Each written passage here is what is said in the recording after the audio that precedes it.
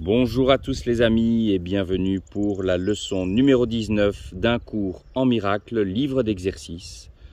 Je ne suis pas seul à éprouver les effets de mes pensées.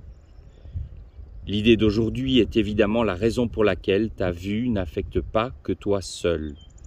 Tu remarqueras que parfois les idées reliées à la pensée précèdent celles qui sont reliées à la perception, tandis qu'à d'autres moments l'ordre est inversé. La raison en est que l'ordre n'importe pas. En fait, la pensée et ses résultats sont simultanés, car cause et effet ne sont jamais séparés. Aujourd'hui, nous insistons à nouveau sur le fait que les esprits sont joints. Cette idée est rarement entièrement bien accueillie au début, puisqu'elle semble porteuse d'un énorme sentiment de responsabilité et qu'elle peut même être considérée comme une invasion dans la vie privée. Or, le fait est qu'il n'y a pas de pensée privée. Malgré ta résistance initiale à cette idée, tu finiras par comprendre qu'elle doit être vraie si le salut est le moindrement possible.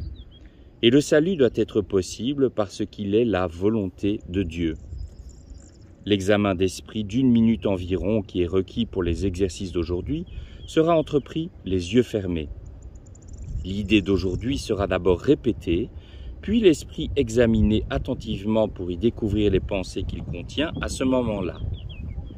Considère chacune d'elles, en la désignant par le nom de la personne ou du thème central qu'elle contient, puis garde-la présente à l'esprit en disant « Je ne suis pas seul à éprouver les effets de cette pensée au sujet de… » L'exigence de faire aussi peu de discrimination que possible en choisissant les sujets pour les périodes d'exercice devrait maintenant être assez familière.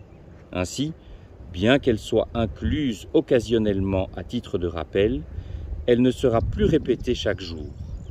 N'oublie pas toutefois qu'il reste essentiel du début à la fin que les sujets soient choisis au hasard pour toutes les périodes d'exercice.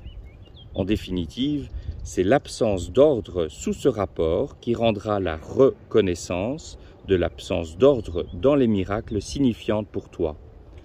Outre l'application aux besoins de l'idée d'aujourd'hui, au moins 3 périodes d'exercice sont requises en écourtant leur durée si nécessaire.